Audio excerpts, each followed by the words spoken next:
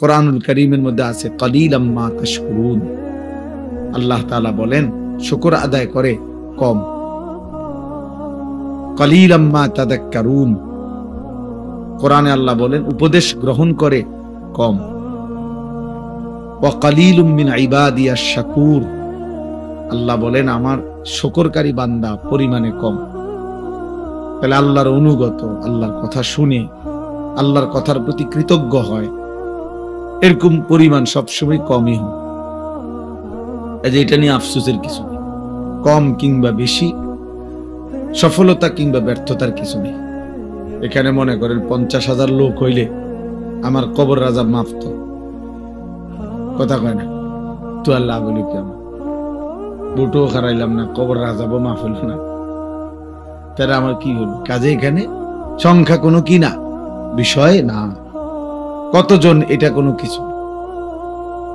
সবাই চিনলে সফল, সবাই না চিনলে ব্যর্থ, এটা কোরআন সুন্নাহর কথা না, এসে ইসলামের কোনো বক্তব্য না। জনপ্রিয়তা কোনো জরুরি কোনো বিষয় না। কোরআনুল কারীমের মধ্যে 25 জন নবী এবং রাসূলের নাম আছে। কতজন? তো মোট নবী রাসূল কি 25 জন? তো বাকিদের নাম নাই কেন? যাদের নাম নাই ওনারা ব্যর্থ। পৃথিবীতে 5,000 সাহাবীর নাম কোনো কিতাবে নাই। সবগুলো কিতাব একসাথ করে একবারে বাড়ি চালান দিলেও তো আমি হবে না। 5,000 সাহাবীর নামও একসাথে পাওয়া যাবে। তো 1.25 লক্ষ সাহাবী তো বিদায় হজ্জের ময়দানে, আরাফাতের ময়দানে নবীজির সামনে ছিল। হজের সময় নবীজি যে বছর হজ করেছেন 1.25 লাখ সাহাবী ছিল। তাহলে 1,25,000 সাহাবীর মধ্যে 5,000-এর নামও তো কোনো কিতাবে নাই, কোনো বইতে নাই, ইতিহাসে নাই, নাই ওনাদের নাম কেউ জানে না। তাহলে যাদের নাম কেউ জানে না ওনারা ব্যর্থ তো আর, তাহলে সমস্যা কি? এই জন্য দোস্ত, সবাই চিনলেই সফল, না চিনলে ব্যর্থ এমন কিছু না। এটা কোনো বিষয়। বুজুর্গানে দ্বীন বলে আল্লাহ তাআলার 2টা নাম আছে, আয-যাহির আল-বাতিন। এই 2 নামের অর্থ হলো, একটা নামের অর্থ হলো আয-যাহির, অর্থ হলো প্রকাশকারী, আল-বাতিন গোপনকারী, আবৃতকারী, যিনি গোপন রাখেন। আর যাহির মানে যিনি প্রকাশ করেন। তো মুফাসসিরিনে কেরাম বলেন, মুহাদ্দিসিনে কেরাম বলেন যে আল্লাহ তাআলা তার নামের গুণ আল্লাহ তাআলা তার পছন্দসই বান্দার উপরে প্রয়োগ করেন, ইলকা করেন, ঢালেন। আল্লাহ তাআলা তার রহমান নাম থেকে কাউরে রহমতের সিফাত তার মধ্যে দেন কিছুটা, ফলে তার দিল খুব দয়ালু হয়। এরকম অনেক গুণ আল্লাহ তার বান্দাকে দেন, বৈশিষ্ট্য। এটা আল্লাহ তাআলা কুদরতি নিজাম। তো আল্লাহ তাআলা এই 2 নাম আল্লাহ তার ইচ্ছা মতো তার কোন বান্দার উপরে জুহুর মানে প্রকাশকারী এই গুণটা দেন কাউরে, তো তখন দুনিয়া তাকে চিনে।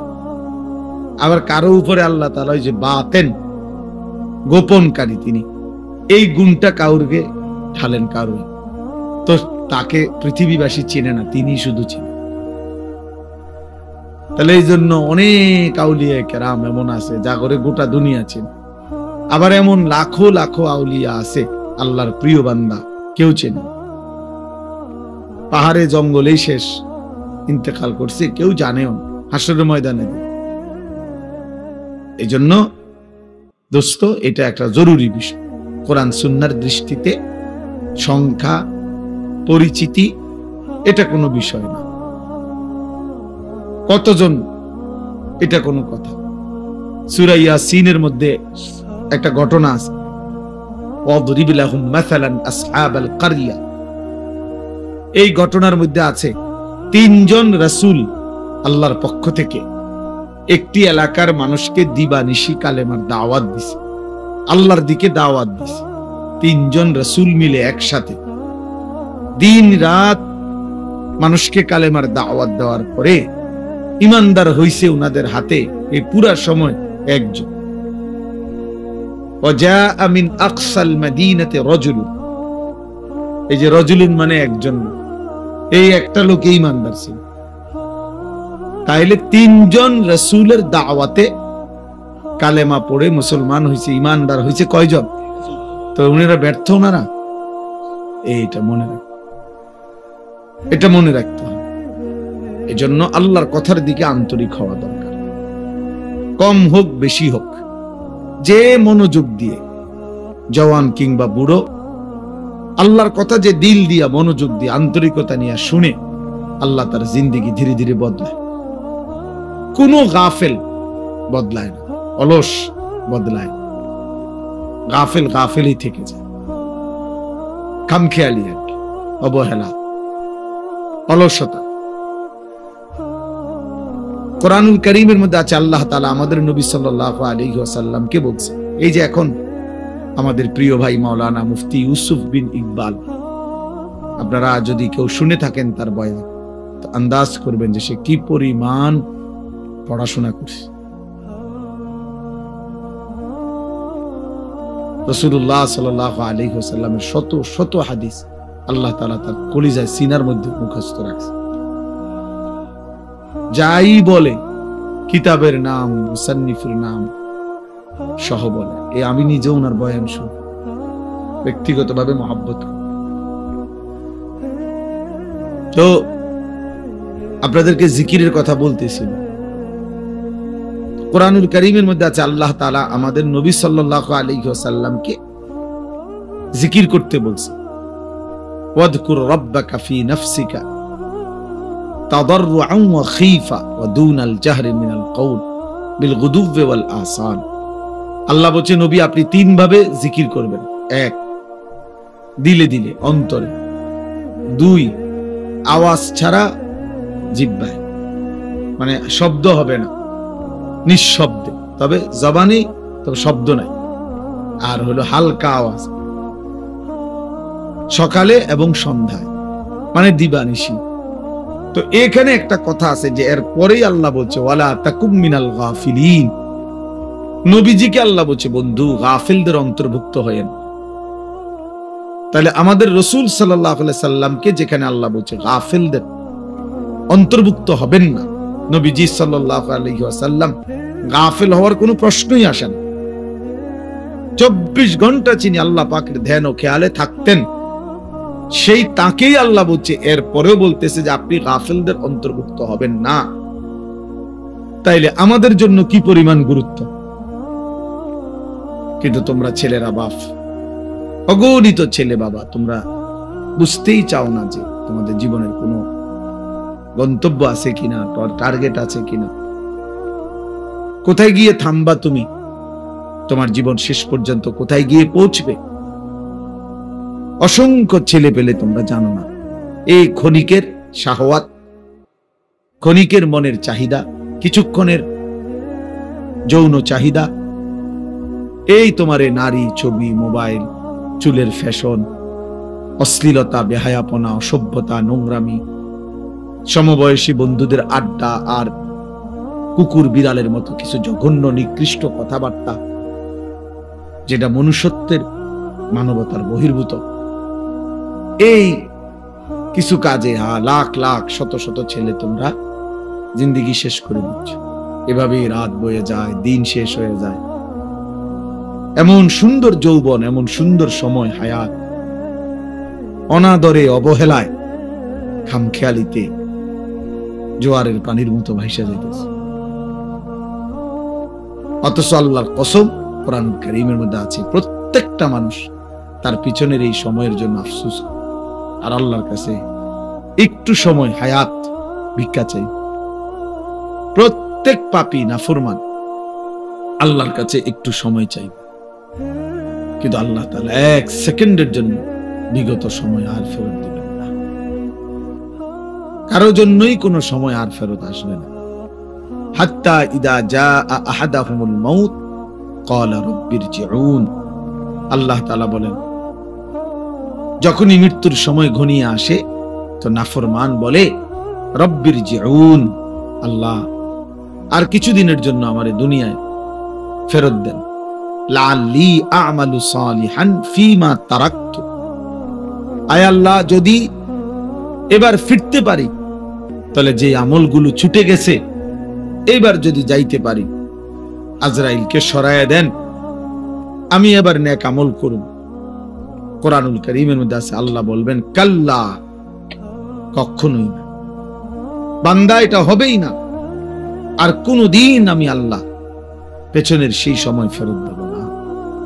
ওয়ালাইন ইউআখিরাল্লাহু নাফসান ইযা জাআ আজালুহা, আল্লাহ বলেন প্রত্যেকের মৃত্যুর সময় যখন হয়েই যায়, তো আমি আল্লাহ তাআলা আর এক সেকেন্ডও তাখির দেরি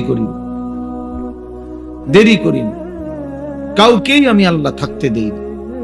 এজন্য বন্ধু আমার, দোস্ত আমার, সুখে থাকলেও মরে যাবেন, দুঃখে থাকলেও মরে যাবেন, হাসি কিংবা আনন্দ কিংবা বেদনায়, রাজপ্রাসাদ আর কুড়ে ঘর, সব অবস্থাতেই মারাই যাব, কবরেই চলে যেতে হবে। এই অনিবার্য বাস্তবতা, চিরন্তন এই সত্য যে আমাকে মরতে হবে, আমাকে চলে যেতে হবে, এটাকে অ্যাভয়েড করা, অস্বীকার করা, পাশ কাটানো, বুঝতে না চাওয়া, এটা নিতান্তই বোকামি ছাড়া আর কিছু। কারণ বলে আমি বুঝি নাই এই জন্য আমার মরণ নাই, না, না বুঝতেও মরে যাবেন। আপনি খেয়াল না করলেও মরে যাবেন, খেয়াল করলেও মরে যাবেন, খুব কেয়ারফুল থাকলেও মরে যাবে, আর অসতর্ক থাকলেও মরে যাবে। চাইলে আমার ভাই, আমার বাপ, আল্লাহর কথা, এ কথা নিয়ে আজকের কথা না শুনে, আমাকে যেতেই হবে, চলে যেতে হবে। গন্তব্য চিনা, মঞ্জিল চিনা, আমি আসলে যাব কোথায়, যাচ্ছি কোথায়, থামবো কোথায়, খোদার কসম এটা বুঝা আল্লাহর সবচেয়ে বড় নিয়ামত। এটাই সিরাতে মুস্তাকিম, যে আমি জানি আমি জিন্দেগি চলতেছি, আমার ঘর আমার শেষ মাথা না, আমার জীবনের শেষ প্রান্ত আমার দোকান না, আমার প্রান্ত আমার বিল্ডিং না, আমার জীবনের শেষ প্রান্ত আমার ব্যবসা না, আমার জিন্দেগির শেষ প্রান্ত জান্নাত। ওই পর্যন্ত আমি কিভাবে নিরাপদে যাইতে পারবো, সঠিকভাবে যাইতে পারবো, সেই পথের সন্ধান তালাশ করা, খুঁজে পাওয়া, ওই পথে চলতে পারা, আল্লাহর কসম ভাইয়া ওইটাই জীবনের সবচেয়ে বড় সফলতা। আর এই জন্যই আল্লাহ তাআলা বলছে, বান্দা তোমার জীবনের সবচেয়ে বেশি প্রয়োজন যেটা তুমি আল্লাহর কাছে চাইবা, সেটা কি? সেটা সিরাতে মুস্তাকিম। এজন্য এই পৃথিবীতে এটার চাইতে বেশি কোনো কিছু বান্দা চায় না, কোন ঈমানদার পৃথিবীতে এর চাইতে বেশি কিছু চায় না, অন্য কিছু। ইহদিনাস সিরাতাল মুস্তাকিম, সেই ফজরের নামাজ থেকে শুরু হয় এশার নামাজের শেষ রাকাত পর্যন্ত, একেবারে বিতির নামাজের শেষ রাকাত পর্যন্ত তাকে এই এক চাওয়া বলেই যেতেন। বলতে হয় কিনা বলেন না? ইহদিনাস সিরাতাল মুস্তাকিম সিরাতাল্লাযীনা আন'আমতা আলাইহিম। রব্বে কারীম, আমি আপনার সিরাতে মুস্তাকিম চাই, যে পথে চললে মাওলা আপনাকে মিলে যাবে, যে পথে চললে মাওলা জান্নাত পর্যন্ত পৌঁছে যাবে। জীবন চলার প্রত্যেকটা পদক্ষেপে আমি সেই সিরাতে মুস্তাকিম চাই। সেই সকালে, দুপুরে, বিকালে, সন্ধ্যায়, রাতে, ফজরে, সুন্নতে, নফলে, মুস্তাহাবে, ফরজ, ওয়াজিব, সব বারে বারে বলা। আল্লাহ তাআলা বলেন, আন্না হাদা সিরাতি মুস্তাকিমান ফাত্তাবিউ। আল্লাহ বলেন এই কোরআনই হচ্ছে আমার সিরাতে মুস্তাকিম। আন্না হাদা, নিশ্চয়ই ইহা, সিরাতি মুস্তাকিমান, আমি আল্লাহর সিরাতে মুস্তাকিম। ফাত্তাবিউ, অতএব বান্দা একেই অনুসরণ করো। ওয়ালা তাত্তাবিউস সুবুল, আর কোন পথ অনুসরণ করো না। ফাতাফাররাকা বিকুম আন সাবিলিহি, তাহলে তোমাকে সত্য পথ সিরাতে মুস্তাকিম থেকে বিচ্ছিন্ন করে দিবে। এজন্য এটা জীবনের বড় পাপ। আমার এটা খুব আফসোস লাগে, স্কুলে পড়ে, কলেজে পড়ে, ইউনিভার্সিটিতে পড়ে, কত কিছু পড়ে। আহা বন্ধু, বাংলা কথা বলতে পারে, ইংরেজি অনেক কথা সুন্দর জানে, কিন্তু মঞ্জিল চেনে না, কোথায় গিয়ে থাম।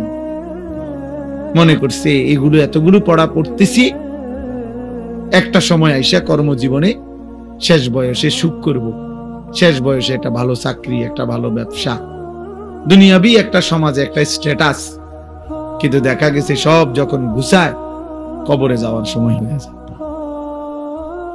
অথবা অসুস্থতা, রোগ, ডায়াবেটিস সহ বিভিন্ন রোগ আইসা বাসা বাঁধে, আর তখন দুনিয়া আছে কিন্তু ভোগ করতে পারে। প্রতিদিন সকালবেলা যে কোনো ডায়াবেটিক হসপিটালে কেউ যদি যায়, 7টা বাজে, দেখেন কি পরিমাণ বয়স্ক, মাঝ বয়সী লোক, ভদ্রলোক, শিক্ষিত, উচ্চ শিক্ষিত, সমাজের এলিট পার্সন কিভাবে বসে সিরিয়াল ধরে রয়েছে ডায়াবেটিস পরীক্ষা করতে। তাইলে আমার ভাই, দুনিয়ার এই হায়াত, আমাদের এই বেঁচে থাকার জীবনটাকে 2 ভাগ করা, যে এক ভাগে আমি কিছুদিন পড়বো বা কর্ম করব, আরেক ভাগে আমি সুখ করব, এতটুকু দিয়ে দুনিয়া জীবনটাকে ভাগ করা, আর এর দূরের উপরে নিজের পরিকল্পনাকে সাজানো, আল্লাহর কসম এটা আহাম্মক ছাড়া, বেওকুফ ছাড়া আর কিচ্ছু হইত।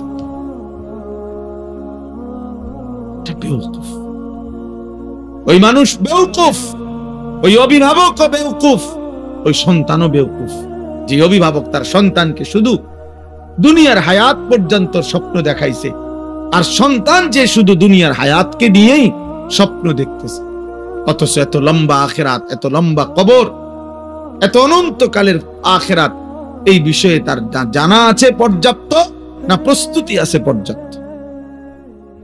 এক লাইন কোরআন শরীফ দেখে দেখে মুসলমান কত কিছু পড়লো, শিখলো, কিন্তু আল্লাহর কোরআনের একটা লাইন সাইয়া সাইয়াও শুদ্ধ পড়তে পারে না। হায় হায়, ওই জিন্দেগির উপরে লানত, লানত ওই জীবনের উপরে, লানত ওই জীবনের উপরে, অভিশাপ ওই জীবনের উপরে। মুসলমান এত বড় নিকৃষ্ট হয় কেন? আমার যিনি মালিক, আমার যিনি মনিব, আমি তার কালামই পড়তে পারি না, তা আমার এই জিহ্বারের সার্থকতা কি? আমার চোখের সার্থকতা কি? আল্লাহ আমারে চোখে দিল কেন? আল্লাহ আমারে জবানি দিল কেন? আমারে বানাইলই কেন? ভাত, মাছ, চাল, ডাল, পেশাব, পায়খানা, ঘুম, স্ত্রী মিলন, যৌন চাহিদা পূরণ, এ তো জানোয়ারের আখলাক, এ তো জানোয়ারেরও পূরণ হয় মিয়া। জন্তু জানোয়ারও তো খায়, ঘুমায়, পেশাব পায়খানা করে, জন্তু জানোয়ারেরও তো যৌন চাহিদা পূরণ হয়, নয়তো এগুলোর বাচ্চা হয় কেমনে? গরু ছাগলের বাচ্চা হয় কেমনে মিয়া? তো জীবন মানে এটুকুই যদি হয়, তো আমি মুসলমান হিসেবে বিশেষত্ব কি? আমি ইমানদার হিসেবে আলাদা পরিচয়, কি ভাত কতটি খাই এই কারণে আমি মুসলমান নাকি? আমার একটা বিল্ডিং আছে এই কারণে আমি মুসলমান, এটাই মুসলমানের বৈশিষ্ট্য? হ্যাঁ বলেন, ছেলেরা বলো বাপ, নিজেকে তো কমপক্ষে চেনো ভাই। আমি লম্বা করতে চাই না, কমপক্ষে দোস্ত আমার, বন্ধু আমার, সাথী আমার, নিজেকে তো চেনো কমপক্ষে। এদ্দুর বোকা কেমনে হয় মানুষ যে আমি একটা ছেলে, বলো ভাইয়া, এই যারা নামাজ পড়ো না, এটা তোমার শেষ পর্যন্ত কোথায় নিয়ে যাবে তুমি কও? যারা দিন রাত নারী দেখো, ছবি দেখো, মোবাইল নিয়ে পড়ে থাকো, বন্ধু কোথায় গিয়ে থামবা বলো ইনসাফ করে? একজন সুদখোর বলেন, এই হারামখোর, তোর বেটা প্রয়োজন শেষ হবে কোন দিন? নাফরমান কোন হারামখোর সুদখোরের প্রয়োজন দুনিয়ায় শেষ হয়েছে কোনদিন? না কোনদিন ঘোষণা দিছিনি কোন হারাম করে যে আজ এত বছর হারাম খাইতে খাইতে আল্লাহর রহমতে এখন আর আমার লাগে না, আমার সব প্রয়োজন পূরণ হয়ে গেছে? তাইলে এই জন্য নিজের উপরে কমপক্ষে আত্মভোলা হয়ে যাওয়া, নিজেকে ভুলে যাওয়া, এর চাইতে বড় লানত, দুর্ভাগ্য আর কিছু হইতে পারে? যে আমি আমাকে ভুলে গেছি, আমি আমারই চিনি না। কোরআন শরীফ আল্লাহ বলছে, আমার শায়েখ আল্লামা মুফতি মুশতাকুর নবী সাহেব বলছেন যে আল্লাহ তাআলা কোরআনে সবচেয়ে বড় ধমক কি দিছে? ধমক হলো এই কথাটা, ওয়ালা তাকুনু কাল্লাযীনা নাসুল্লাহ ফাআনসাহুম আনফুসাহুম উলাইকা হুমুল ফাসিকুন।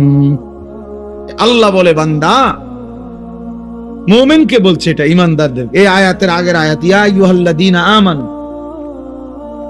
হে ঈমানদার মুমিন, আমি আল্লাহকে এই পরিমাণ ভুলে যেও না। ওয়ালা তাকুনু কাল্লাযীনা নাসুল্লাহ, এমন হইও না যে যারা আমি আল্লাহকে লম্বা সময় ভুলে গেছে। আমি কিন্তু একটা শাস্তি দেই, যে আমাকে লম্বা সময় ভুলে যায়, যে আমার নাফরমানিতে ডুবে যায়, আমি তার একটা শাস্তি দেই বান্দা। শাস্তিটা হলো ফাআনসাহুম আনফুসাহুম, আমি তাকে নিজের পরিচয় ভুলায় দিই।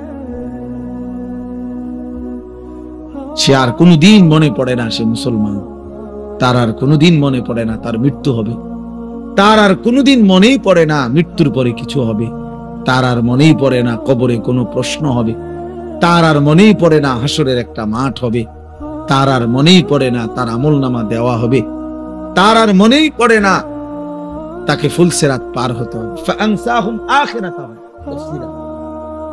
আল্লাহ বলছে আমি তোমাকে তোমার পরিচয় ভুলাই দেব, মানে কি তোমার আখিরাত ভুলাই দেব। ভাত ভুলবা না, ভাত তরকারি ভুলতা না, এটা তো আমি জানোয়ারই খাওয়াই।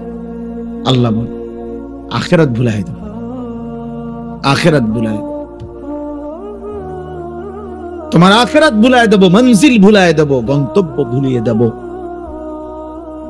আজকে বলো ভাই ছেলে, একজন ছেলে বলো, প্রতিদিন আমি এই কথা চিল্লাই, প্রতিদিন যে 365 দিনের একটা বছরে, এক বছরে কোনদিন মুসলমানের যে বাচ্চা, মুসলমানের যে লোকটা কোনদিন ফজরের নামাজ পড়লো না, এই জানোয়ার আল্লাহরে কেমন বলাটা বলছি।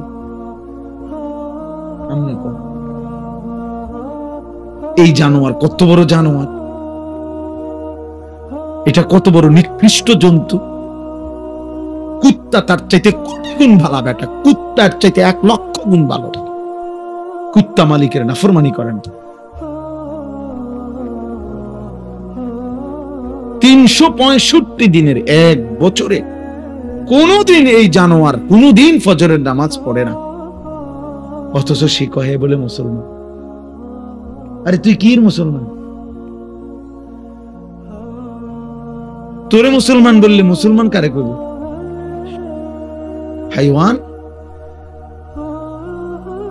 ভাত খাও দেখে মুসলমান, খানা তো জানোয়ারের আখলাক। ঘুম যাও দেখে মুসলমান, না ঘুম তো জানোয়ারেও যায়। মুসলমান তো ঘুমকে বলে না। ইসলাম মানে ঘুম, ইসলাম মানে ভাতের থালা, ইসলাম মানে বিল্ডিং। সেজদা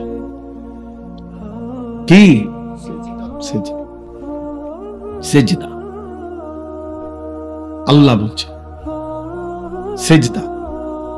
এই কপাল খেয়াল রাখলে হবে, এই কপাল রব্বুল আলামিন, আপনারা সবাই খেয়াল করে বোঝেন, এই কপাল পৃথিবীর উপার্জনের কোনো কাজে লাগে না। মানুষের হাত, পাও, চোখ, কান, দিমাগ মানে বুদ্ধি, বিবেক, এগুলো দুনিয়াবি বিভিন্ন উপার্জন করার জন্য লাগে। চাকরি হোক, ব্যবসা হোক, দোকান হোক, ক্ষেত হোক, খামার হোক। কিন্তু কপাল দিয়া মানে কপাল ঠেইলা টাইনা দুনিয়াবি কোনো উপার্জন করে না। কপাল দুনিয়ার কামাই রোজগারের কোনো কামে লাগান। তো এইটা আল্লাহ তাআলা কেন বানাইলেন কপাল? আল্লাহ তাআলা শুধুমাত্র ভাইয়া একটা যুবক হলেও ভাইবো বাবা, আল্লাহ তাআলা এই কপাল শুধুই বানাইছেন সেজদার জন্য। এজন্য সেজদা আরবিতে কাকে বলে? আরবিতে সেজদার সংজ্ঞা কি? পরিষ্কার কিতাবে আছে, ওয়াদউল জাবহাতি আলাল আরদ, জমিনের উপরে কপাল রাখা, এটারে কয় সেজদা। এই মানে কপাল আল্লাহ বানাইছেনই কিসের জন্য? সেজদার জন্য। অতএব যেই কপাল সেজদা দেয় না, তুই কোনো মানুষ না। এই জন্য আমি সব সময় বলি, বেটা রাগ করো আর কোনোদিন না আসলাম, একবারের আশাতেই আসি, প্রতিবার আয়ন কঠিন আমার জন্য।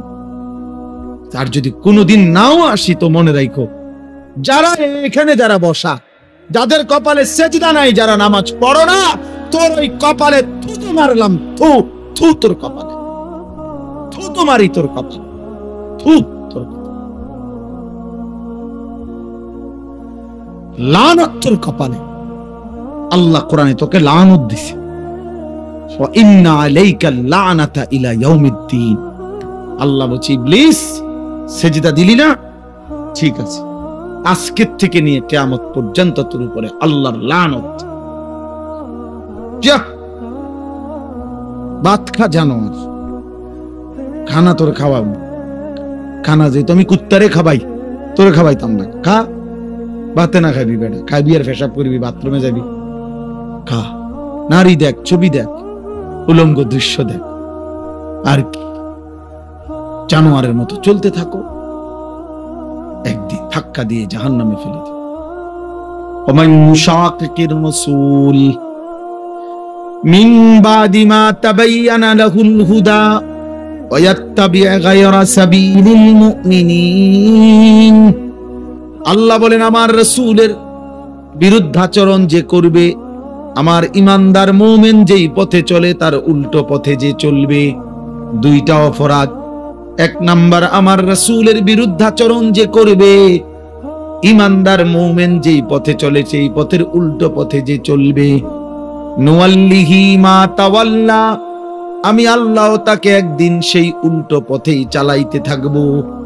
ওয়া নুসলিহি জাহান্নাম, এই উল্টো পথে চলতে চলতেই একদিন নাফরমানকে জাহান্নামে ফেলে দেব।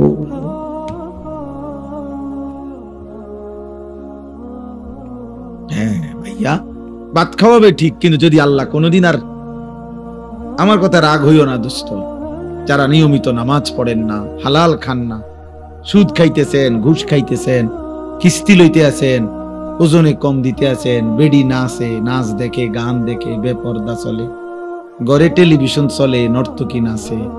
আচ্ছা, যদি আল্লাহ তাআলা কোনোদিন না ফিরায়, আর কোনোদিন যদি তৌফিক না দেয়, যুবক মনে করো আর কোনোদিন তোমার সেজদার তৌফিক দিলই না, আর কোনোদিন মনেই পড়লো না নাম, তো কি হবে অবস্থা?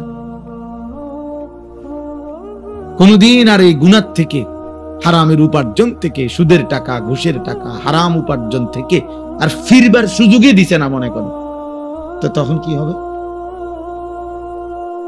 হ্যাঁ, এরপরে গন্তব্যটা কোথায়? এটা বোঝা উচিত, এটা বোঝা উচিত। আমরা ওয়াজ শুধুই ওয়াজ, বক্তা যাচাই করা না, যে এক এক বছর লাইরা সেরা বক্তা দাওয়াত দাও, যখন যার একটু পরিস্থিতি আছে তারে আইনা দাওয়াত দাও, কিছু লোক হইব, কিছু চটপটি বুট বাদাম বেচা হইব, হ্যাঁ কিছু মানুষ, এর জন্য না বাপ, আমি ব্যক্তিগতভাবে এর পক্ষপাতী না। আমার কথা হইল একজনই শুনুক আর 10 জনই শুনুক, বলতে হবে আল্লাহর জন্য। এজন্য ভাই আমার, বাবা আমার, আমরা প্রত্যেকেই ইনশাআল্লাহ আল্লাহর দিকে ফিরে,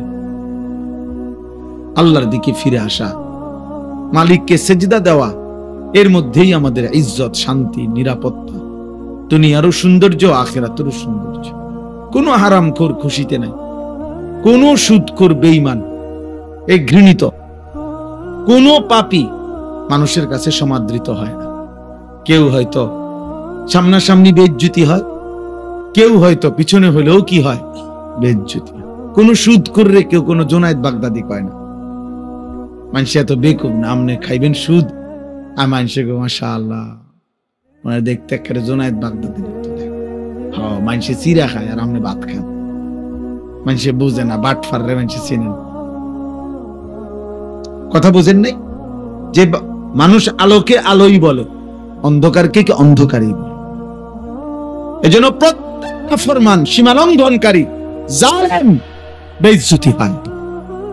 এটা সবক বন্ধু, সবক। এটা আমাদের জন্য শিক্ষা।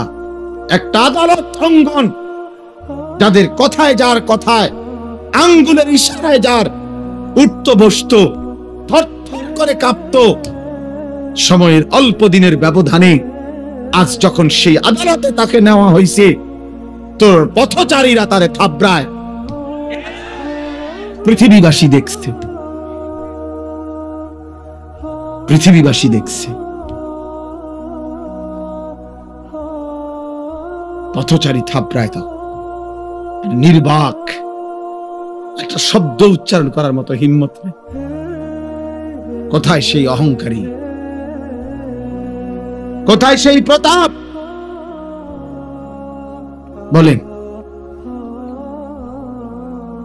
বলেন, সবক নেন। শুধু রাজনীতির হিসাব না, জীবনের জন্য সবক নেওয়া উচিত,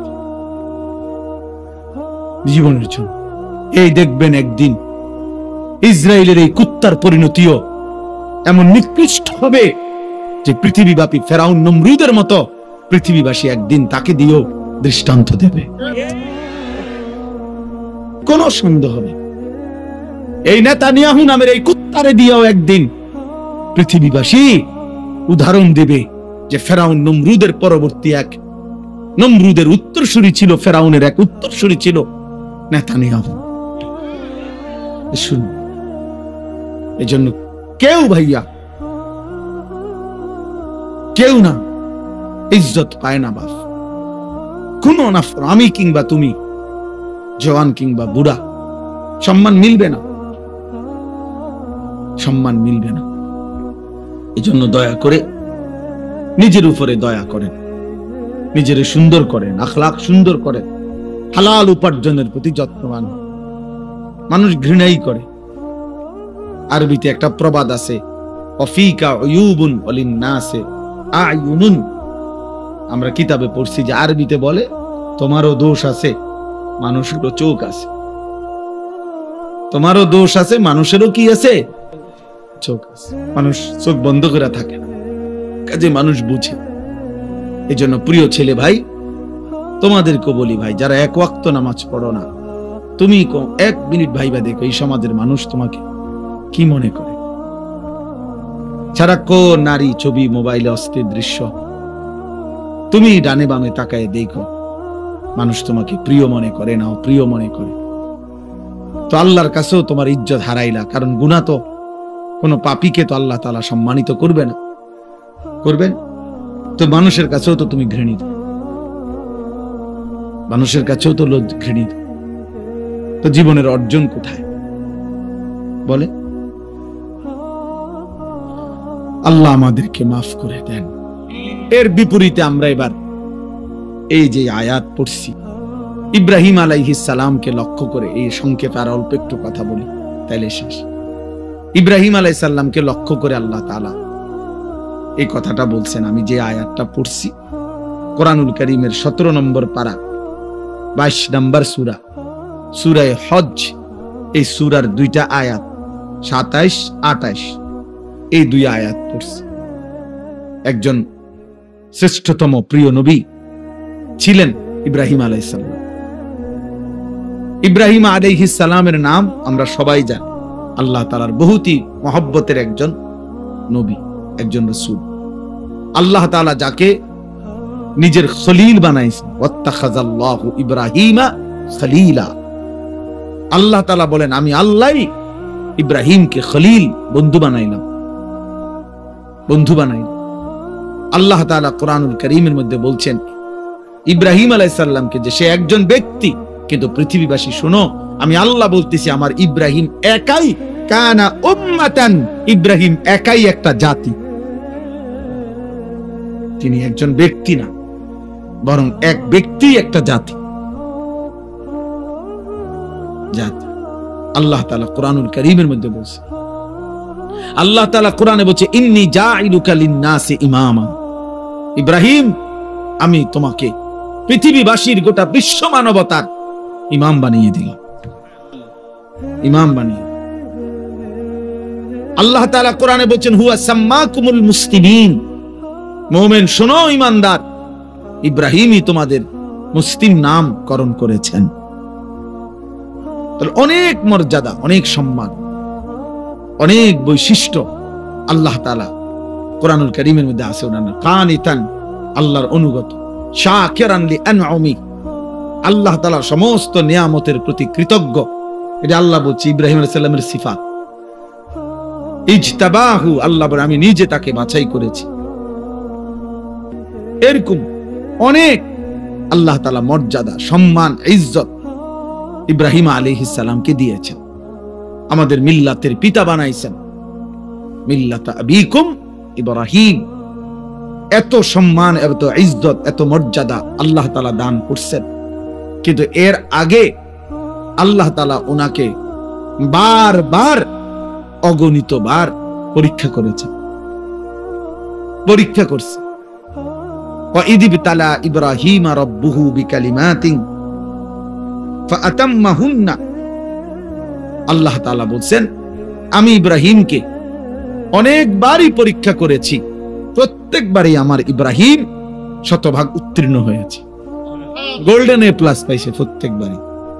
তাফসীরে মধ্যে আছে, হযরত আব্দুল্লাহ ইবনে আব্বাস রাদিয়াল্লাহু তাআলা আনহুমা বলছেন, আল্লাহ তাআলা ইব্রাহিম আলাইহিস সালামকে 30 বার, কোন বর্ণনায় আছে 70 বার পরীক্ষা করেছে। কি পরীক্ষা করছে অনেক, সবই বলা সম্ভব না, কিন্তু পরীক্ষা করছেন কিসের? আসলে এই সবগুলো পরীক্ষা হলো আল্লাহ তাআলা একটা জিনিস ওনার থেকে মূলত পরীক্ষা নিছেন, যে বারবারই ইব্রাহিম আলাইহিস সালামের কলিজার মধ্যে আল্লাহর মহব্বত, আল্লাহর ভালোবাসা সবচেয়ে বেশি কিনা আল্লাহ তাআলা এইটা বারবার পরীক্ষা করছে। প্রতিবারই পরীক্ষার মূল টার্গেট ছিল এটা দেখা, যে ইব্রাহিমের কলিজায় আমার ভালোবাসা বেশি নাকি অন্য কোনো ভালোবাসা। ছোট্টবেলায় মা বাবা মূর্তি পূজক, এমনকি মূর্তি বিক্রেতা ওনার আব্বা, কিন্তু উনি সেখানে দাঁড়িয়েও তিনি বাবা মার অনুসরণ না করে ছোট্টবেলাতেই মহান আল্লাহকে ডাক দিয়েছে। ইব্রাহিম আলাইহিস সালাম, কোরআনে আছে, আব্বাকে বলছি, ইয়া আবাতি লিমা তা'বুদু মা লা ইয়াসমাউ ওয়া লা ইউবসিরু ওয়া লা ইউগনি আনকা শাইআন। হায় আব্বা, এগুলো কি পূজা করেন আপনি? এ কেমন মূর্তির পূজা করেন যে মা লা ইয়াসমাউ, যে মূর্তি কিছু শুনেও না, ওয়া লা ইউবসিরু, কিছু দেখেও না, ওয়া লা ইউগনি আনকা শাইআন, কিচ্ছু উপকারও করতে পারে না, এটা আসেও না, কান্দেও না, মাতেও না, মুতেও না। এটা কিটা? সদবোধ? সদবোধ না, এটা কি? লড়েও না, সরেও না, আপনি এটা কিসের ইবাদত করেন? এইভাবে বলছেন। ইব্রাহিম আলাইহিস সালামকে ওনার আব্বা আজর বলছে, তোরে আমি তেজ্য পুত্র করে বাড়ি ছাড়া করে দেব, পাথর মেরে মেরে ফেলবো, লা আরজুমান্নাকা ওয়াহজুরনি মালিয়া। কোরআনে আছে, ইব্রাহিম আলাইহিস সালাম বলছেন, বাবা আমি আপনাকেও ছেড়ে দিলাম, পুরা ফ্যামিলি ছেড়ে দিলাম, তবে মনে রাখবেন, ওয়া আদউ রাব্বি, আমি আমার রব আল্লাহকে ডাক দিলাম। আসা আল্লাহ আকুনা বিদুআই রাব্বি শাকিয়া। এরপরে বললেন, বাপ আমি বিশ্বাস করি আমার ওই এক মহান আল্লাহ রবকে ডেকে কেউ কোনোদিন বেইজ্জতি হয় না। রবকে ডেকে কেউ বেইজ্জতি হয় না, আল্লাহকে ডেকে কেউ লাঞ্ছিত হয় না। ওয়াইদা সাআলাকা ইবাদি আন্নী ফাইন্নী করিব। আল্লাহ বলে, আমার বান্দা যখন আমার কাছে চায় আমি তার একদম কাছে চলে আসি। উজিবু দাওয়াতাদ দাঈ ইদা দাআনি। আমার বান্দা যখনই আমাকে ডাকে আমি তার প্রত্যেকটা ডাকে সাড়া দিয়ে থাকি। জমিন থেকে বলে বান্দা, জমিন থেকে বান্দা বলে আল্লাহ।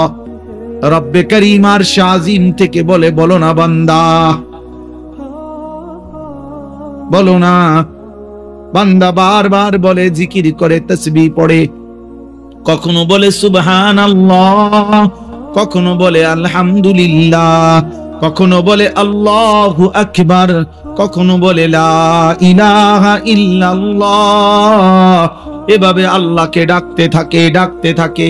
আল্লাহ আল্লাহ আল্লাহ আল্লাহ আল্লাহ আল্লাহ। প্রতিবারই বলে, বলো না বান্দা, বলো না লাব্বাইক আবদি, বান্দা আমি তো আছি, বলো না কি চাচ্ছ, কি চাচ্ছ, বলো না।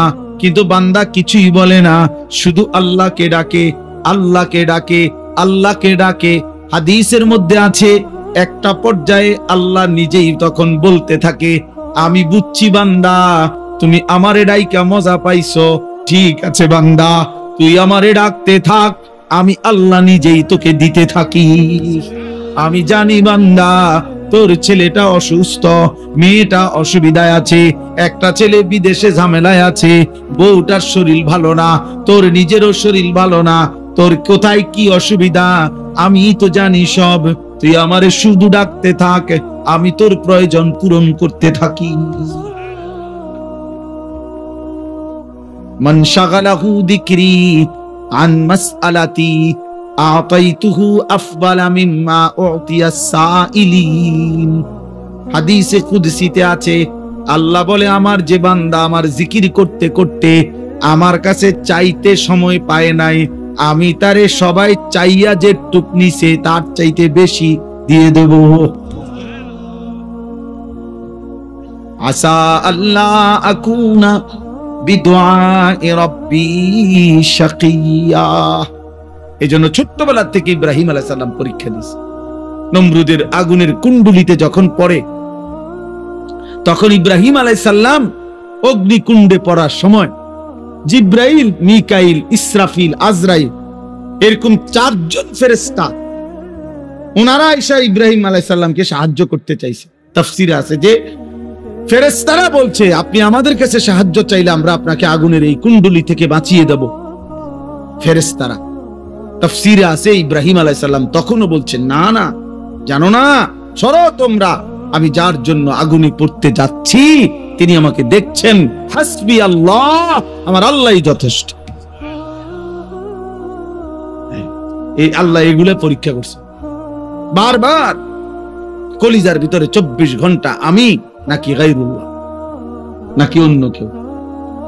এই মাইল বলছে ছেলে দিলাম, কোলে নিতে পারবা না, চুমা দিতে পারবা না, এমনি সাইয়া থাকবা। ও ঠিক আছে, আমি আপনাকে ভালোবাসি। এরপরে কয়দিন পরে আল্লাহ বলছে এবার আর সাইটাও ফাটতা না, দূরে দিয়ে আসো, চোখের আড়ালে যাও, বাচ্চারে, বাচ্চার মারে হাজেরাকে দিয়ে আসো।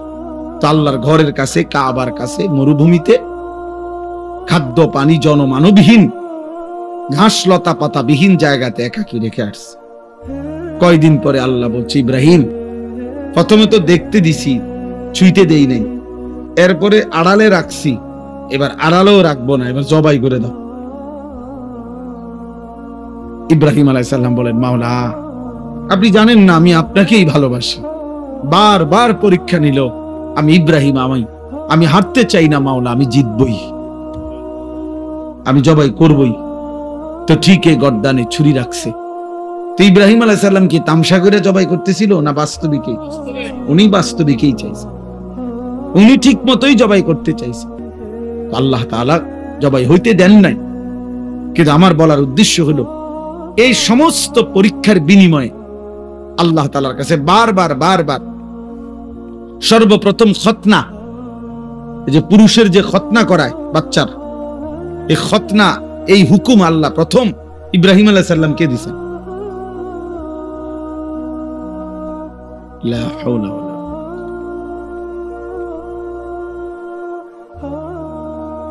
اللهم صل على محمد وعلى آل محمد كما صليت على إبراهيم وعلى آل إنك الحمد لله। আরেকটু এই আমার কথা শেষ হয়ে যাবে এই 5-10 মিনিটের ভিতর। তো দেখেন এইভাবে ইব্রাহিম আলাইহিস সালাম তার জীবনের এই সমস্ত পরীক্ষার বিনিময়ে যখন উত্তীর্ণ হয়েছেন, এইভাবে এই যে কইলাম উনি সর্বপ্রথম আল্লাহ তাআলা খতনার হুকুম ওনাকে দিয়েছেন। উনি বয়সকালে নিজের খতনা নিজে করাইছেন। প্রথম দাড়ি চুল, এই পৃথিবীতে প্রথম ব্যক্তি যার দাড়ি চুল সাদা হইছে বুড়ার কারণে, বয়সের কারণে, ইব্রাহিম আলাইহিস সালাম। আউয়ালু মান শাবা, মানে উনার আগে আদম আলাইহিস সালামের পরে কারো চুল দাড়ি সাদা হতো না, বুড়ো হইল। সর্বপ্রথম আল্লাহ তাআলা উনার চুল দাড়ি সাদা বানাইছেন। কওমের লোকেরা বহু মন্দ কিছু কইছে যে ধর্মান্তরিত হওয়ার কারণে, বাপ দাদার ধর্ম ছেড়ে দেওয়ার কারণে চেহারা পাল্টায় গেছে। কিন্তু ইব্রাহিম আলাইহিস সালাম আল্লাহ তাআলার মহব্বতকে প্রাধান্য দিয়ে কারো কোনো নিন্দায় তিনি সামান্যতম প্রভাবিত হন নাই। এভাবে বারবার পরীক্ষা দিয়ে ইব্রাহিম আলাইহিস সালাম যখন উত্তীর্ণ হয়েছেন, সেই উত্তীর্ণ হওয়ার পরে আল্লাহ তাআলা তাকে এবার বলছি, ইব্রাহিম আমি তো তোমারে কিছু একটা পুরস্কার দিতে চাই, চলো ইব্রাহিম, পুরস্কার স্বরূপ আমার ঘর, কায়নাতের সর্বশ্রেষ্ঠ ঘর, আমি আল্লাহ তাআলার ঘর কাবা তোমার হাত দিয়ে বানাইতে চাই। যাও তুমি আমার ঘর বানাও। আমার এই ঘর আমি আদম আলাইহিস সালামের জামানায় ফেরেশতাদের মাধ্যমে বানাইছিলাম। নূহ আলাইহিস সালামের জামানায় আমি ঘরের উপরের প্রাচীর দেওয়াল তুফানের সময় আমি উঠাই নিছিলাম। অনেক দিন হয়েছে আমার ঘরের ভিত্তি আছে নিচে, কিন্তু উপরে আর বানাই নাই। এবার তোমারে দিয়ে বানাই, তো তুমি আমার ঘর বানাও। ওয়াইদ বাওয়ানা লিইব্রাহিমা মাকানাল বাইত, আল্লাহ বলেন আমি নিজে ইব্রাহিমকে তার জন্য আমার ঘর জায়গা সম্পূর্ণ নির্ধারণ করে দিলাম। এরপরে সংক্ষেপ কথা হলো, ইব্রাহিম আলাইহিস সালাম ওনার ছেলে ইসমাঈলকে নিয়ে আল্লাহর ঘর নির্মাণ করছেন। আল্লাহর ঘর নির্মাণ করার পরে আল্লাহ তাআলা তখন এই আয়াত আল্লাহ বলছে, ওয়াআদ্দিন ফিন নাস বিল হজ, ইব্রাহিম তুমি যেহেতু আমার ঘর বানিয়েছো, অতএব আমার এই ঘরকে কেন্দ্র করে সারা পৃথিবীর আমার বান্দাদেরকে ঘোষণা দাও যে তারা যেন আমার এই ঘরকে উদ্দেশ্য করে হজে আসে। ওয়াআদ্দিন ফিন নাস বিল হজ, হজ্জের ঘোষণা দাও। ইব্রাহিম আলাইহিস সালাম বললেন, আয় মাওলা, এত দূর দূরান্তে আপনার বান্দাদের কাছে আমি আওয়াজ পৌঁছাবো কেমন? আমি ডাক দিলে শুনবে কয়জন? তো আল্লাহ তাআলা বললেন, ইব্রাহিম আওয়াজ দেওয়া, ডাক দেওয়া, আহ্বান করা, আজান দেওয়া এটা তোমার দায়িত্ব, পৌঁছানো আমার দায়িত্ব। আলাইয়াল বালাগ, আমার দায়িত্ব পৌঁছানো, আমার দায়িত্ব। এই জন্য প্রতিটা মুয়াজ্জিন মসজিদে যিনি আজান দেয়, প্রত্যেক মুয়াজ্জিন তাকে যেন আল্লাহ বলে যে আমার ঘরে তুই আজান দাও, তুমি শুধু আওয়াজ বের করো, আমার বান্দার কলিজার মধ্যে কে নামাজি হবে আমি আল্লাহ পৌঁছায় দেব। এই জন্য মুয়াজ্জিন বড় দাম, মুয়াজ্জিন খুব দাম, খুব দাম। যত মানুষ আল্লাহর দিকে মানুষকে ডাকে, তন্মধ্যে সর্বশ্রেষ্ঠ ডাক আল্লাহর দিকে, সর্বশ্রেষ্ঠ দাওয়াত মুয়াজ্জিনের দাওয়াত। জানেন সর্বশ্রেষ্ঠ দাওয়াত কোনটা? আজান, পূর্ণাঙ্গ দাওয়াত। এজন্য পৃথিবীর কোন বক্তা, ওয়াইজ, পীর, একেবারে যত বড় বুজুর্গ হোক, যারা মানুষকে আল্লাহর দিকে ডাকে, ওনাদের সকলের দাওয়াতের চাইতে শ্রেষ্ঠ পূর্ণাঙ্গ পরিপূর্ণ দাওয়াত হলো মুয়াজ্জিনের দাওয়াত, তাওহীদের দাওয়াত। প্রমাণ কি? প্রমাণ হলো এই আজানের দোয়া। এই দোয়াটাই কম কি? আজানের দোয়া নবীজি বলছেন, আজানের দোয়ার মধ্যেই নবীজি আজানকে বলছেন, আল্লাহুম্মা রাব্বা হাযিহিদ দাওয়াতিত তাম্মা। এই যে দাওয়াতিত তাম্মা মানে হলো পূর্ণাঙ্গ দাওয়াত। কি? আজান। নবীজি এখানে পূর্ণাঙ্গ দাওয়াত বলছে কোনটারে? হ্যাঁ, এই জন্য আজান আমাদের দেশে খুব গাফলতি। গ্রামের বুড়া অসল 200 বছরের বুড়া একজন রে দায়িত্ব দিয়ে দিছে, এবার আজান দেয় যে 300 বছর ধরে এরকম করে। আজান মানে না, মানে মস্কারি করে। আর হুজুর আজান কদ্দুর বোঝেন তো, আর এটা লেগে একজন লোক রাখিয়া হুদা ঝামেলা বাড়াইয়া লাভ। আজানে না কদ্দুর, এটা বলে আজান কদ্দুর। এটার লেগে একজন লোক রাখিয়া টাকা 3000 নষ্ট করার চাইতে বন খাউন, 3000 টাকার বন খাইলে কতগুলো বন পাওয়া যাবে, বুঝেন না কথা? আশ্চর্য, আফসোস, অসংখ্য মসজিদ খামখেয়ালি করে মুয়াজ্জিন রাখেন, মুয়াজ্জিন রাখেন, মনে করে এটা কিচ্ছু না, এটা আজান কদ্দুর হুজুর, এটা আবার একবারে এটার লেগে এত একটা লোক রাখতো কিচ্ছু। একজন দিলেই তো, একজন যদি দিলেই হইলো এটা হইতো, তো রাসূলুল্লাহ সাল্লাল্লাহু আলাইহি সাল্লামের জামানায় সমস্ত সাহাবী তো আজান দিতে পারতো, তো আলাদা বেলালকে নির্ধারণ করা হলো কেন? কথা বলেন না কেন? আলাদা নির্ধারণ করা হলো কেন? রাসূলুল্লাহ সাল্লাল্লাহু আলাইহি সাল্লাম মুয়াজ্জিন নির্ধারণ করছেন কিনা বলেন? তাইলে এটা খেয়াল করবেন। মসজিদের ইমাম, মসজিদের মুয়াজ্জিন মসজিদের সমস্ত টাইলসের চাইতো দাম। মসজিদ টাইলস না হলেও চলতো, কিন্তু মুয়াজ্জিন থাকা দরকার ছিল। মসজিদে SS5 এর গেট না লাগাইলেও চলতো, মসজিদে উপযুক্ত ইমাম থাকা দরকার ছিল। আগে কইয়া লয় 4000 টাকা 5000 টাকার ভিতরে হুজুর একজন হুজুর দেন, 5000 এর ভিতরে। হ্যাঁ, হুজুরে দিতে হবে 5000 এর ভিতরে। আমি অনেকের জিজ্ঞাসা করছি যে চাচা 5000 টাকাটা কি দিন ধরছেন না শরীরের ওজনে ধরছেন না কি হিসাবে, মানে হুজুর মিলাইছেন কেমনে, যে ডেইলি 300 কইরা না 200 কইরা না কেমনে মিলাইলেন 5000? নাকি হুজুরের শরীরের ওজন, যদি হুজুরের ওজন হয় আপনার 60 কেজি, তাহলে বেতনে 5000 কেমনে মিলাইছেন? আফসোস, হায় মুসলমান, যদি আখিরাতের কদর বুঝতো, যদি নামাজের প্রয়োজন বুঝতো, যদি প্রয়োজনীয় মাসাইল শিখা, ওযু, নামাজ, গোসল, হালাল হারাম, বাজার ব্যবসা, বিবাহ শাদী, লেনদেনে, যাকাত সাদাকা, ইসলামের বিধান যদি পূর্ণ মানার প্রয়োজন বোধ করত, তো খোদার কসম এই সমাজের ইমাম আর মুয়াজ্জিনই হতো সবচেয়ে বেশি পয়সার বেতনধারী। মূলত আমরা মনে করছি আমাদের এগুলা কোনো দরকার নাই, নামাজ কদ্দুর পড়াইবো। হ্যাঁ, 5000 আবার আলগা আছে হুজুর, আলগা আছে মানে আলগা জিন, হুজুরের লগে কি আছে, জিন বুট আলগা আছে। আমরা বেতন কম হইলে কি হুজুর আলগা, মাশাআল্লাহ ভালো।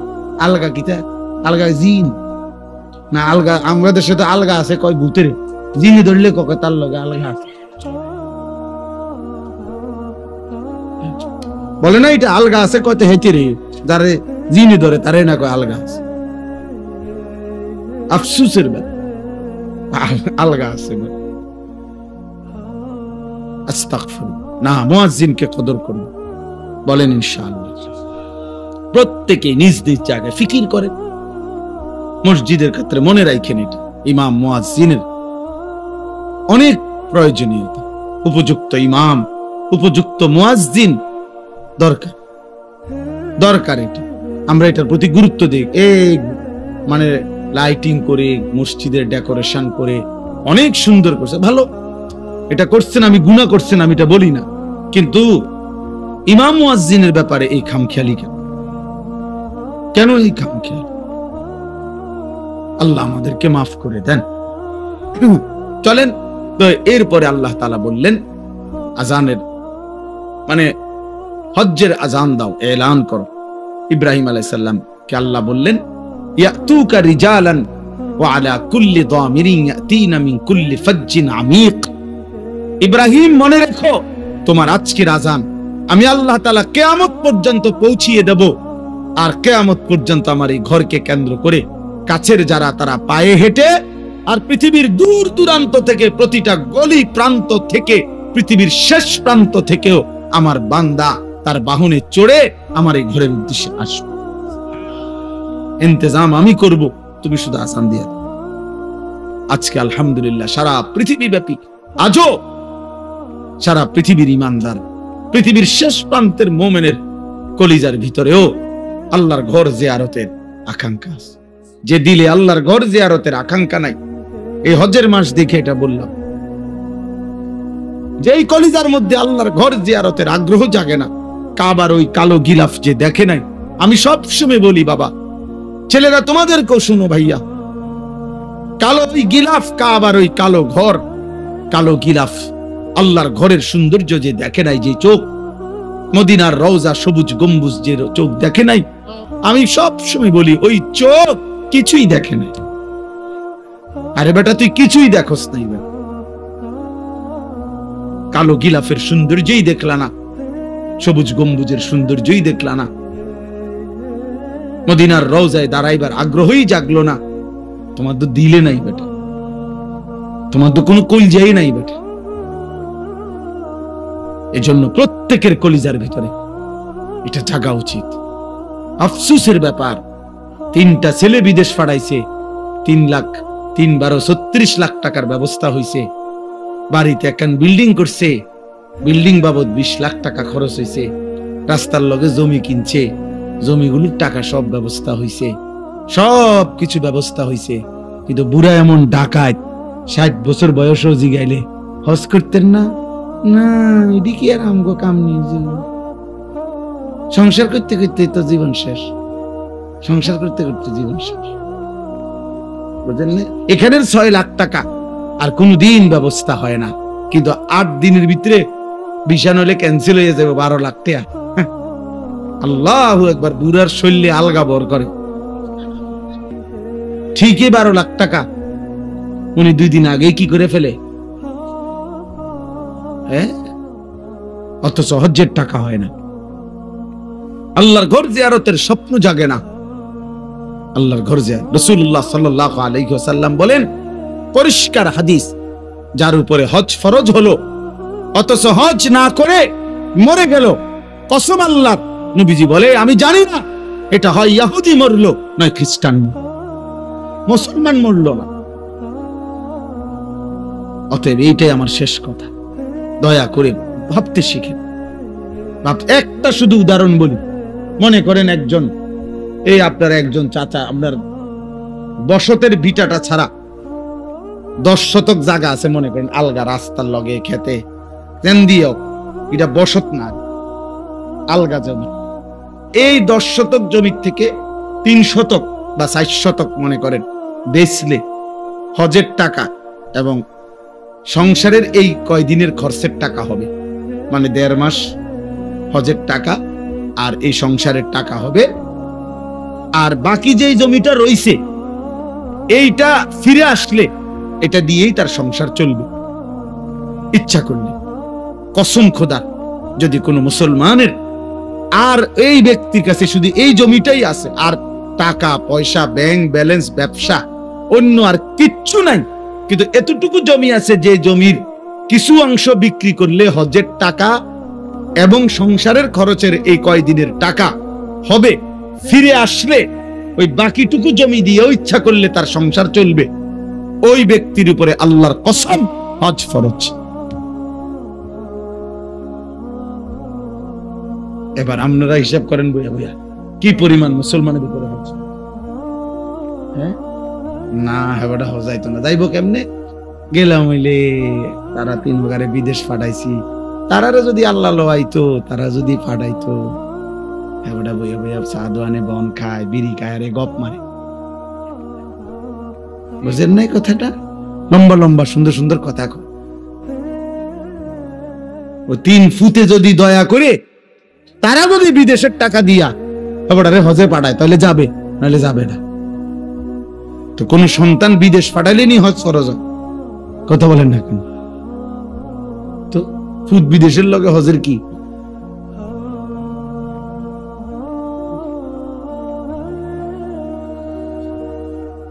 আল্লাহ আমাদেরকে মাফ করে দেন। এজন্য বারবার বলতেছি, হজ্জের এই মাসে, এটা আমার এই দ্বিতীয় শেষ কথা, এটাই, হজের এই পবিত্র মাসে আল্লাহর বান্দারা ছুটছে। ইতিমধ্যে আল্লাহর বান্দারা প্রতিদিন ফ্লাইট হইতেছে, আল্লাহ চাহে তো আমরাও যাবো ইনশাআল্লাহ। এই জন্য আমি সবার জন্য দোয়া করি। আমার ড্রাইভার, আমার সাথে আমার একটা ছেলে থাকে, ওরারে বলছি 200 টাকা করে জমাও, নিজে বলছি আমি, আপনি জিজ্ঞাসা করে দেখে, আমি বলছি 200 টাকা করে জমাও, 200 টাকা। তুমি পুরা টাকা মিলাইতে পারতা না, রব মিলাবে, রব তোমার দিল চাইবে, ঠিকই ব্যবস্থা হয়ে যাবে, ঠিকই ব্যবস্থা হয়ে যাবে। আপনি আলাদা করেন। এ কিশোর যুবক ভাই, তোমরাও 100 বার 1000 কোটি বার কক্সবাজার দেখা আর 1000 কোটি বার পৃথিবীর দর্শনীয় স্থানগুলো দেখার চাইতে মালিকের ওই কাবার গিলাফ দেখা একবার কোটি গুণে শ্রেষ্ঠ। তুমি এটা আন্দাজই করতে পারবা না ওই ঘর দেখার স্বাদ কেমন, ওই ঘর দেখার। এজন্য দয়া করে রাসূলুল্লাহ সাল্লাল্লাহু আলাইহি সাল্লামের রওজায়ে আতহারে যাওয়া তার চাইতে বড় সৌভাগ্য কি? আমি প্রথম যে বছর নবীজির রওজায় সামনে দাঁড়াইছি, তো আমি তাকাইয়ে রইছি, আর কাঁদতেছিলাম আর বলতেছিলাম যে হায় রাসূল, সেই ছোট্টবেলা থেকে কতবার আপনার নাম নিলাম, কত কিতাব পড়লাম, কতভাবে আপনার নাম বললাম, আর আপনি এখানে, আপনি এখানে। এজন্য আমরা প্রত্যেকে ইনশাআল্লাহ আল্লাহর ঘর জিয়ারতের স্বপ্ন দেখবো ইনশাআল্লাহ। মালিকের ঘর দেখবেন, এটা মুমিনের যুগ যুগান্তের মুমিনের জীবনের একটা সাধনা, স্বপ্ন, আমি আমার রবের ঘর দেখি। এর টাকার হিসাব কি? আমার শায়েখ আল্লামা মুফতি মুশতাকুন নবী সাহেব প্রতি বছর, আমি মনে হয় 20 বছর ধরে দেখি ওনারে সব সময় হজ্জে যায়, উমরায় যায়। আমি একবার ওনারে জিজ্ঞাসা করছি যে হুজুর, এই পর্যন্ত আপনি কয়বার হজ করছেন, হজ উমরা করছেন কয়বার? হুজুরে এক সুন্দর কথা বলছে, মাওলানা শ্বশুর বাড়িতে মানুষে কয়বার যায় গুণা নি যায়, শ্বশুর বাড়িতে কি গুণে নি যায়? বললেন তো মানে অর্থ হইল যে মাওলানা হজ্জের সফর ভালোবাসার সফর। কিসের সফর? ভালোবাসার সফর। এ তো প্রেমের সফর, এ তো মহব্বতের সফর। অতএব ভালোবাসার সফরে আবার হিসাব কি, কয়বার গেছি এই হিসাবের তো বিষয় না, মালিকের ঘরে বারবার যাইতে পারা এটাই তো বড় বিষয়। আমি ওই উপরে তাওয়াফ করিলে, মানে কাবা ঘরের চারদিকে যে তাওয়াফ করে, এখন আধুনিক সিস্টেম হলো ওখানে নিচতলা আছে, দোতলা আছে, 3 তালা আছে, 4 তালা আছে, এমনি এমনি একের 6 তালা পর্যন্ত আছে। তো চারদিকে তো 3 তলায় তাওয়াফ করলে ধাক্কা ধাক্কি কম, ঠেলাঠেলি কম, আরামসে তাওয়াফ করা যায় আস্তে আস্তে। তো কিন্তু সময় বেশি লাগে, প্রায় 1 ঘন্টা 1 ঘন্টা 10 মিনিট সময় লাগে। নিচে করলে 20-25 মিনিট সময় লাগে। হ্যাঁ, তো আমি একদিন হুজুরে আমারে বলতেছে মাওলানা 3 তালা দিয়ে তাওয়াফ করবেন। তা আমার আবার 2 দিন পরে আমারে কইলো তাওয়াফ করছেন? আমি হ করছি। কোনান দিয়ে আমি বললাম নিচে। আপনারা না বললাম উপরে তাওয়াফ করতেন? আমি বললাম হ করছি তো, কিন্তু এনে সময় বেশি লাগে, 1 ঘন্টার উপরে লাগে। এই তখন হুজুরে আমারে বলছিল মাওলানা সময় কি আপনার আব্বার? আমি বলছি না, আল্লাহ। বললেন তাহলে আল্লাহর দেওয়া সময় আল্লাহর জন্য একটু বেশি ব্যয় হবে, এর জন্য আপত্তি কিসের? এই জন্য দয়া করে আল্লাহর দেওয়া রিজিক, আল্লাহর দেওয়া মাল, আল্লাহর দেওয়া সম্পদ আমার মালিকের জন্য খরচ হবে, এটার মধ্যে কার্পণ্য কিসের? আর আল্লাহর নবী সাল্লাল্লাহু আলাইহি ওয়াসাল্লাম বলছেন মা আমআরা হাজ্জুন কাত্তু, এই শেষ কথা বলবেন নবীজি বলছেন, আল্লাহর কসম নবী বলছে, কোন হাজী হজের জন্য উমরার জন্য আল্লাহর পথে এই হজ উমরার সফরে খরচ করে নবীজি বলছেন কখনোই গরিব হবে না। বিয়াতে খরচ করে মানুষে ফকির হয়, ব্যবসায় খরচ করে মানুষে ফকির হয়, অন্যখানে ফকির হইতে পারে, বিল্ডিং করতে গিয়া ফকির হয়ে গেছে, কিন্তু রাসূল বলছে আমার আল্লাহর ঘরের জিয়ারত করতে গিয়ে টাকা খরচ করার কারণে এই লোকটি ফকির হইছে, এমনটা হবে না, আমি রাসূল গ্যারান্টি দিলাম। আল্লাহ আমাদের প্রত্যেককে আল্লাহর ঘর জিয়ারতের তৌফিক দান করেন। আলহামদুলিল্লাহি রাব্বিল আলামিন। আল্লাহুম্মা আনতাস সালাম ওয়া মিনকাস সালাম, তাবারাকতা ইয়া দাল জালালি ওয়াল ইকরাম, ইয়া রাব্বি লাকাল হামদু কামা ইয়ানবাগি লিজালালি ওয়াজহিক ওয়া আযীমি সুলতানিক। সাল্লি আলা মুহাম্মাদিন কামা হুয়া আহলুক وفعل بنا خيرا كما أنت شانك يا أرحم الراحمين يا أرحم الراحمين يا أرحم الراحمين ربنا ظلمنا أنفسنا وإن لم تغفر لنا وترحمنا لنكونن من الخاسرين ربنا آتنا في الدنيا حسنة وفي الآخرة حسنة وقنا عذاب النار ربنا وآتنا ما وعدتنا على رسلك ولا تخزنا يوم القيامة ইন্নাকা লা তুখলিফুল মিআদ রব্বানা আসরিফ আন্না আযাবা জাহান্নাম ইন্না আযাবাহা কানা গারামা ইন্নাহা সাআত মুস্তাকাররান ওয়া মুকামা রব্বিরহামহুমা কামা রব্বায়ানি সগীরা রব্বানা হাব লানা মিন আজওয়াজিনা ওয়া যুররিয়াতিনা কুররাতা আ'য়ুন ওয়াজআলনা লিল মুত্তাকিনা ইমামা। মাওলায়ে কারীম, আপনি মাফ করে দেন। রব্বে করিম, আপনি মাফ করে দেন। মেহেরবান মাওলা, আপনি মাফ করে দেন। পেছনের জিন্দেগির সমস্ত গুনাহ মাফ করে দেন। আগামী জিন্দেগি আপনি সুন্দর করে দেন। ঈমান আমলের দৌলত দান করেন, ইজ্জত আফিয়ত দান করেন, তাকওয়া তহারত দান করেন, হিম্মত ইস্তেকামত দান করেন, ইখলাস দান করেন, ইখলাস দান করেন। সেজদাওয়ালা কপাল বানিয়ে দেন, কাঁদনেওয়ালা চোখ বানিয়ে দেন, জিকিরওয়ালা জবান বানিয়ে দেন, মোহব্বতওয়ালা দিল বানিয়ে দেন, সুন্নতওয়ালা জীবন বানিয়ে দেন। আল্লাহ, সমস্ত কবরবাসীদেরকে মাফ করে দেন। কিয়ামত পর্যন্ত কবরের আযাব মাফ করে দেন।